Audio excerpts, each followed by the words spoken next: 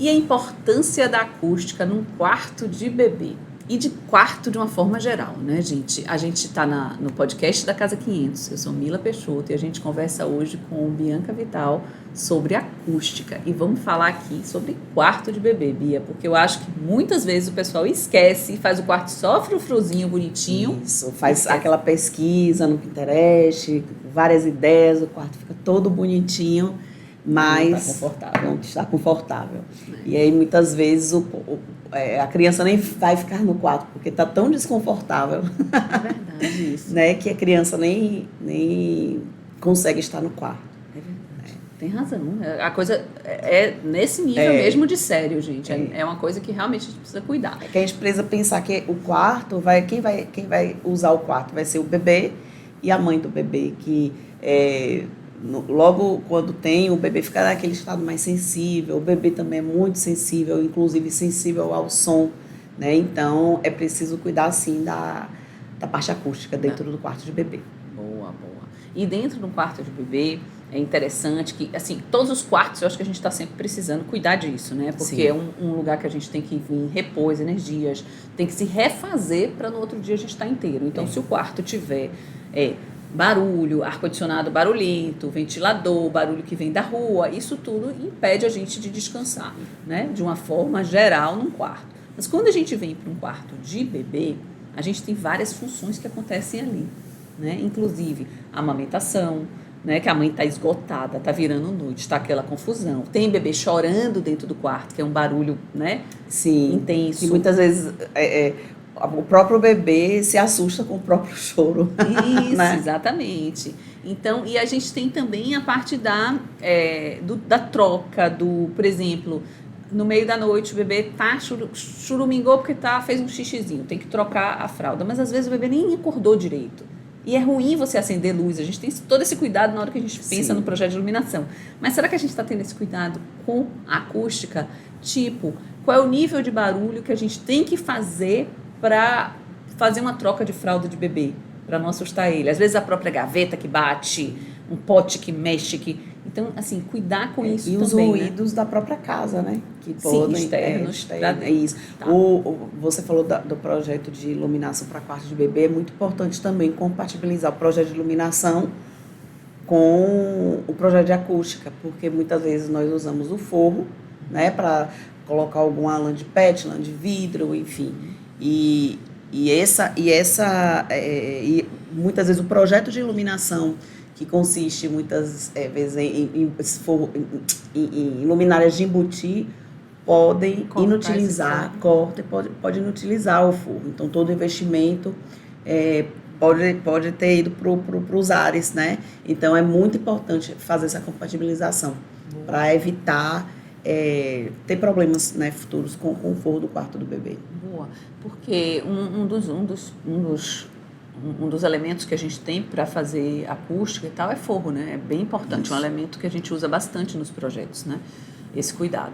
Tá, e assim, me fala alguma coisa sobre alguns exemplos, coisas que você, por exemplo, já viu, já percebeu, você até como usuária ou como visitando um quarto de bebê ou qualquer coisa assim, coisas que você vê que fala assim, meu Deus, esqueceram do detalhe da acústica aqui, né?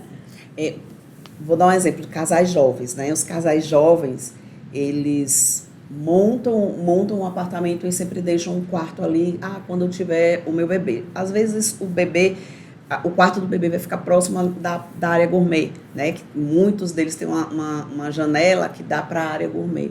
Então, e muitas vezes a área gourmet é a sala de visita, de jantar, de dia a dia, né? E atrapalha. Então, aquela janela ali, que tem ali, que dá para a varanda, pode ser uma fonte de ruído para o quarto do bebê. Então, a gente tem que cuidar da janela, a gente vê a esquadria, né? Se está certinha, botar uma cortina que seja mais pesada, enfim. Colocar os elementos que não sejam reverberantes para o espaço. Exemplo, muito espelho. Recentemente fui num quarto de um bebê, não fiz o projeto, mas fui visitar. Tinha muito espelho dentro do quarto do bebê, né, que é uma menina, e o próprio choro do bebê batia no espelho e esse som reverberava. E aí ficava algo que incomodava a criança, incomodava a mãe. Enfim, aí todo fica mundo. um estado de nervo. E aí, em determinadas horas do dia, ali vira uma fonte de ruído para o resto da casa, né? Porque se tem alguém que vai trabalhar em home office, por exemplo, aí tem um choro do bebê que possa ser que atrapalhe também.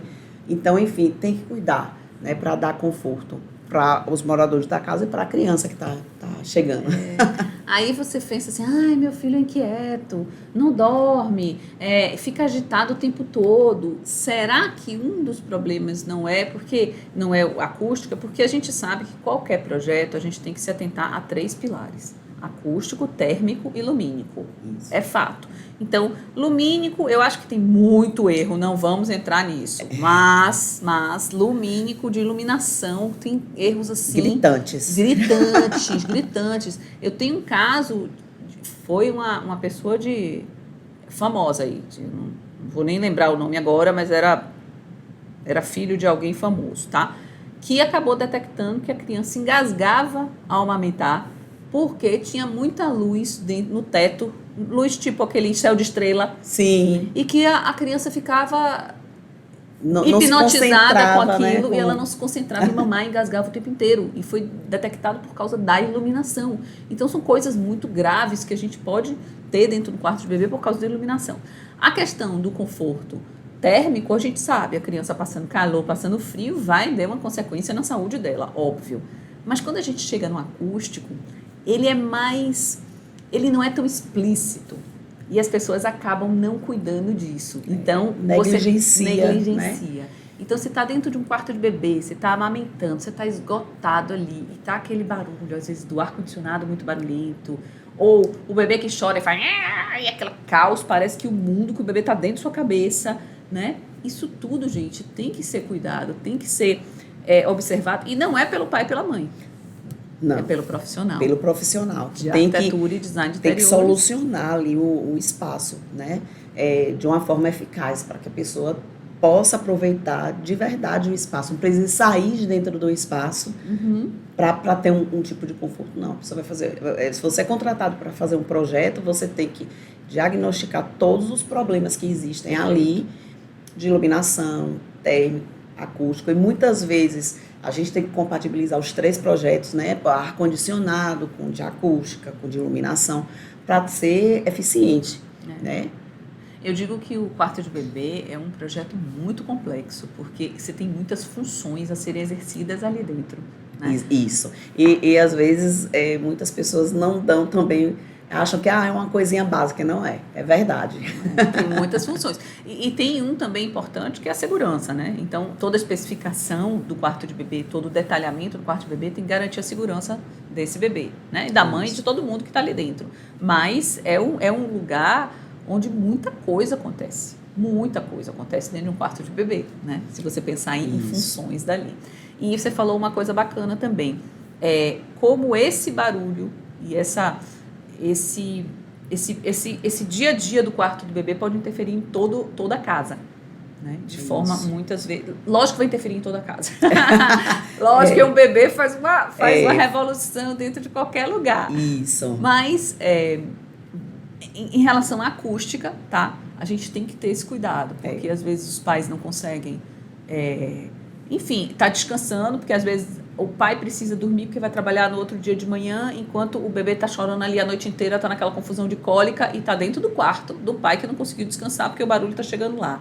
E vice-versa, às vezes o pai tá cuidando ou algum cuidador tá cuidando e a mãe precisa descansar e não consegue desligar porque tá ali o tempo inteiro aquela confusão dentro da cabeça dela, no quarto dela. Então, isso é uma coisa realmente importante também. A gente tem que cuidar do som interno, né? De dentro do quarto de bebê, no caso, condicionar de uma forma eficaz o quarto. E pensar também nas questões de isolamento, para o som de fora não interferir no quarto, nem o do quarto interferir para o lado de fora. E para isso a gente precisa, sim, pensar em um projeto, né? De acústica, ver quais são os elementos que nós vamos colocar dentro desse quarto para melhorar, né? Que dentro do próprio layout a gente já consegue ajudar. E se ainda assim precisar, a gente trabalha com forro, trabalha com as paredes, né? Para poder dar conforto acústico Ao espaço, no quarto. Maravilha. E aí, transferindo isso para um quarto de casal ou para um quarto de uma criança, a criança muitas vezes precisa estudar, né? Dentro do quarto, é o lugar. Também tem duas funções um quarto de uma criança. Na verdade, muitas vezes tem três. Tem o brincar, o estudar e o descansar, né? Então, são 3 momentos ali dentro do quarto. Também precisa ser cuidado dessa forma, entender e olhar a acústica disso, né? Às vezes no layout a gente já ajuda. Verdade. Vou dar um exemplo. Tem muito quarto que eu observo que coloca a mesa de estudo de frente para a janela. E se a criança ela tem uma dificuldade de atenção, olhando para a janela, vai ficar olhando a rua. Estou dando um exemplo genérico, né? Possa ser que fazendo um ajuste de layout ajude ali, que já distancia ela da janela. Concentração, som, se tem algum som na rua, uma buzina, a criança já vai e olha, já perde aquela concentração. Aí, mexendo no layout, já ajuda. Né? E mesmo assim, se não ajudar, existem vários tipos de materiais absorventes que ajudam a criança a se concentrar, a pessoa a trabalhar ali, executar tarefas, né, de leitura para ter conforto acústico. É engraçado você falando assim, eu estou pensando aqui, ontem mesmo, lá em casa, eu estava lavando o prato na cozinha e tal, aí daqui a pouco eu falei, meu Deus, que silêncio, alguma coisa parou de ir. A máquina de lavar roupa estava rodando. E aquele barulho estava no ambiente para mim, eu não tinha me dado conta que ele estava ali. Quando parou, eu falei, gente, que alívio. Sabe? Aquela coisa eu não tinha percebido, me acostumei com aquilo, mas fica numa irritabilidade inconsciente.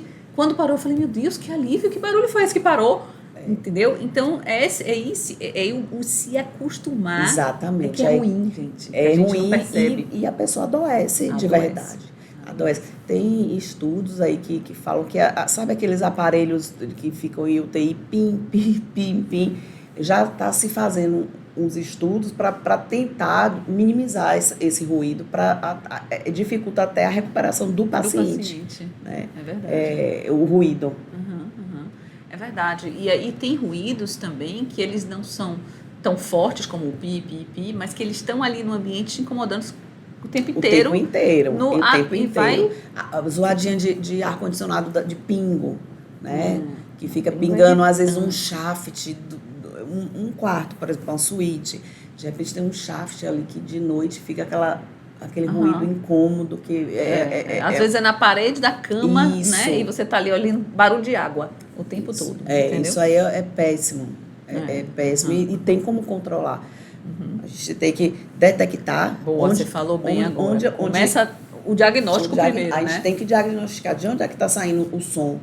Né? E esse som, ele tá reverberando para algum outro local e a partir dali a gente trabalhar com aquele local para sanar.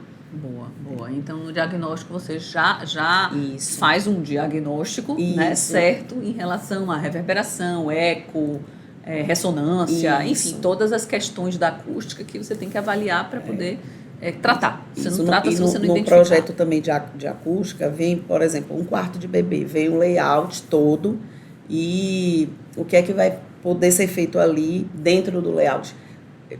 Às vezes, quando vem o projeto, a gente não modifica o layout quando vem, isso é importante ser dito, né? Porque é um projeto que é complementar o de acústica, assim como o projeto de iluminação, enfim. Então, muitas vezes não se interfere no layout. Agora, se a pessoa já faz um projeto pensando... essa noção, né? É diferente. E dentro do layout, dentro da especificação dos materiais, o que vai ser colocado ali, isso já ajuda bastante. Boa. E tem que calcular também. E tem que calcular, né? Então, pequeno detalhezinho, que não é só a gente, eu vou botar uma lã de rocha entre paredes que vai resolver. Às vezes, não. Mas o diagnóstico do local que está sendo... De onde está gerando ruído, tem que ser, exatamente. Tem que ser preciso para poder você ter o diagnóstico e dar a solução assertiva, né? Exatamente. Porque os materiais acústicos, eles são caros. Então, e aí tem que ser a quantidade correta. Você tem que comprar, não adianta comprar muito, de repente precisa usar 1/3 daquilo, né? Porque é muito caro. Tem alguns que são muito caros, outros que já são... Né? Mas tem alternativas também. Tem alternativas e também com a criatividade também dá pra gente fazer Mas eu digo sempre, e acontecer. Exatamente. Mas eu digo sempre, o start de um projeto é você identificar qual é o problema que você quer resolver com aquilo. Né? Então, se você identifica, diagnostica e identifica esse problema de uma forma precisa, você dá uma solução. Dá. A solução você vai encontrar. Agora, você tem que aprender a olhar isso de uma forma analítica e olhar os pontos certos, né? Isso, porque não adianta, né? O projeto tá lindo, maravilhoso, o quarto, ou de bebê, ou de um casal, ou de uma criança, tá lindo, maravilhoso, e a pessoa não consegue ficar ali dentro. Não consegue ficar. Né? A pessoa tem que identificar de verdade quais são os principais problemas, né? Para poder dar a solução. Maravilha, gente. A gente conversou aqui com Bianca Vital. Ela dá um curso aqui na Casa 500 sobre acústica residencial, assim, imperdível, certo? Então, corre aí, dá uma pesquisada, conversa com a gente, tira dúvida, manda dúvida aqui também pra gente, aqui no podcast, que a gente vai responder coisas pra vocês, tá? E tem um playlist enorme aqui do podcast, tá, gente? Tem um monte de coisa massa que se você não assistiu ainda, corre, para tudo, se inscreve no playlist, fica com a gente, tem um monte de coisa boa. E Bia, volta pra gente continuar falando, tá? Combinado. Tchau, gente. Tchau.